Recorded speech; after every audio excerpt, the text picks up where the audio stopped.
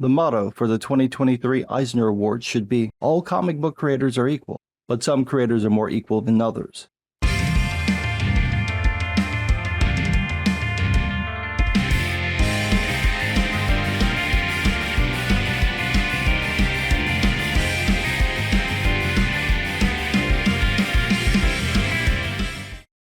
I do love a good controversy, especially one that's incredibly hypocritical, so it brings me so much joy to share the pitiful state of the Eisner Awards. For those who don't know, the Eisner Awards are like the Academy Awards for comic books. The idea is to award the best comics, however we all know that's not how awards actually work.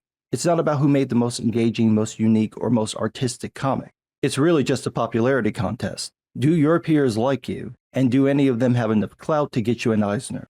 If yes, then you'll at least be nominated. If not, then it doesn't matter how great your work is, how well it's sold, or how much it's beloved by readers. You ain't getting a damn thing. No win, no nomination, hell, they probably won't even remember your name. Now, if that sounds like petty high school clique nonsense, well, you'd be right, because that's what the comic book industry has devolved into. It's little more than a bunch of mean girls going at each other while the actually talented creators just try to stay out of their way. Plenty of awesome books never get nominated or win because their creators aren't friends with the right people. That's what usually happens. However, this year we got something brand new. A book got pulled because people don't like the creator. Thomas Woodruff wrote and drew Francis Rothbard, The Tale of a Fastidious Pharaoh, a graphic opera, as Woodruff calls it, published by Fantagraphics. He received 4 Eisner nominations for Best Graphic Album, Best Painter/Multimedia Artist, Best Lettering, and Best Publication Design. Now, what in the blue hell is a graphic opera? I have no idea. I'm not a pretentious art snob, and as great as my imagination is, I don't even want to imagine what it's like to be that self-absorbed.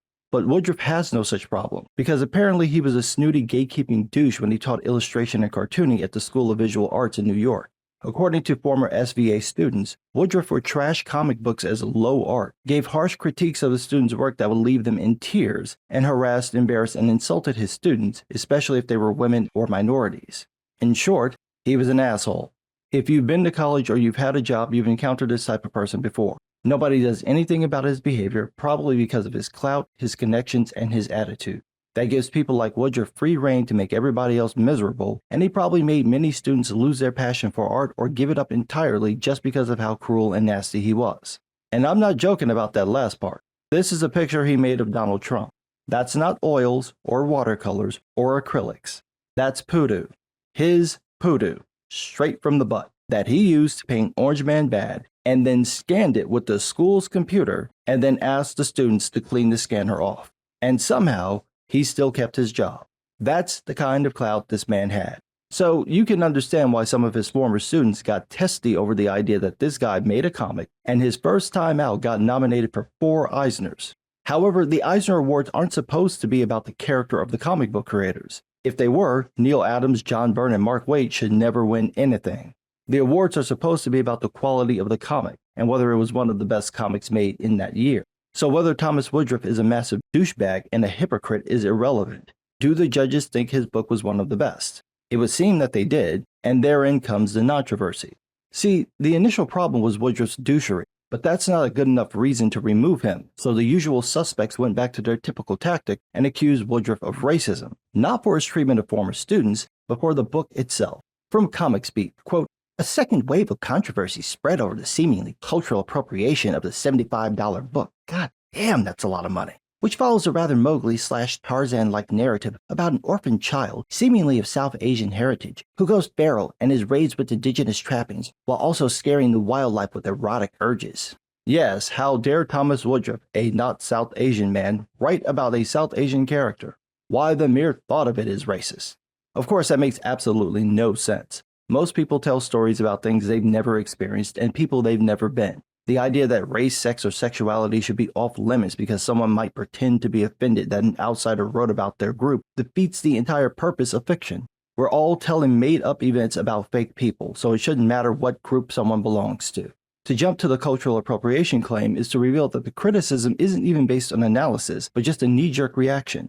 Comic Beats admits this with this brilliant correction, quote, I originally wrote that the child was white, based on the name Francis Rothbard, and a description of the story as being about a down ballooning family, making it sound like some kind of white savior trope. But as mentioned here, Francis is definitely brown. My apologies. So you didn't even read the book. You looked at the title and maybe the synopsis and jumped to a conclusion. How many other people are doing the same thing? Just hearing that Woodruff is white and male and then assuming that he's written some racist story. Ironically, Woodruff is also gay and came out in the 60s. So one, that makes all the claims about his misogyny and desire for sexy women look quite different. And two, it hurts this argument that this dude is just tripping over so much privilege. Sounds like he might just be an asshole with a chip on his shoulder. But no, his critics won't accept that. Woodruff must be racist, but even that's not good enough. No, the people nominating books for the Eisners must also be racist.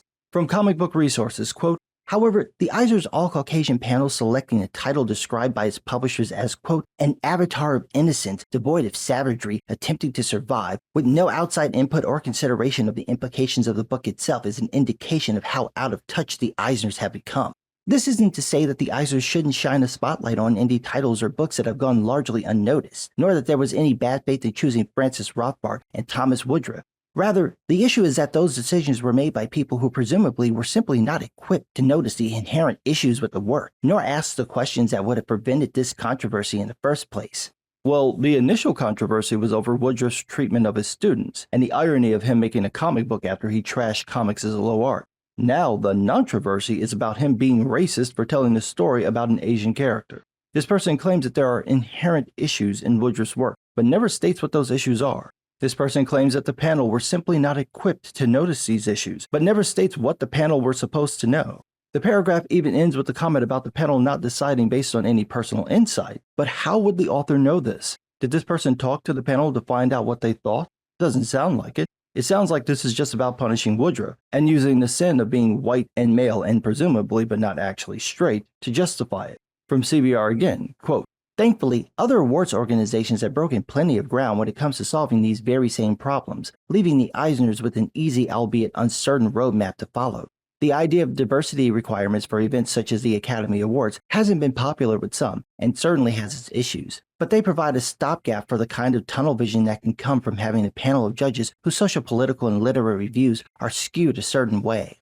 Yes, those requirements provide a stopgap by imposing their own socio-political and literary views onto the awards. At that point, the awards are not being given based on merit or creativity, but simply whether someone checks the right political box or appeals to the right people. The awards lose any credibility when they're given out based on politics because we'll know that the nominees, at least the minority, female, gay, and trans nominees, weren't chosen based on their work, but on what groups to which they belong. The irony is that for the last decade, the Eisner Awards have been nothing but political, with books no one's read, bought, or even seen getting nominations and even winning, purely based on the creator's race, sex, sexuality, identity, and oftentimes connections. And if it isn't based on the creators' groups, then it's the subject matter of the book. Many of the books that have been nominated and won in the last decade check many an identity politics box. Add to this that most of the comic book industry leans to the left and usually identifies as progressive, and this idea that there's this rampant bigotry controlling the nomination sounds like bullshit. The reason Woodruff's book got nominated is likely because it's the kind of cork-sniffing, overindulgent, artisanal claptrap that people who fancy themselves to be sophisticated pretend to like.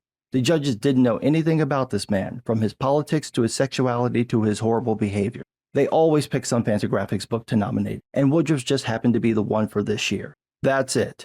But what the controversy reveals is the pitiful state of the Eisner Awards, that they've been reduced to high school popularity contests and half-assed political posturing. To get an Eisner Award now means next to nothing because there's a good chance it had nothing to do with the quality of your work, just who you are or what subject you wrote about. And the greatest irony? CBR wrote this article but failed to mention that Woodruff, thanks to all the controversy, asked that his book be removed from the nominations. So they're complaining about nothing. Brilliant. But make no mistake, this is going to keep happening. They were lucky that they picked Woodruff, who seems to be like an absolute schmuck, but eventually they'll pick some regular person and hound them because they don't check the right boxes or told a story about the wrong group, and they will bully this person out of a nomination, possibly even out of an award. Because that's where this always goes. People who act like this do not stop until their own standards come back to bite them in their perpetually clenched asses. Hopefully, they got their shot for rabies. But what do I know? I'm just some guy.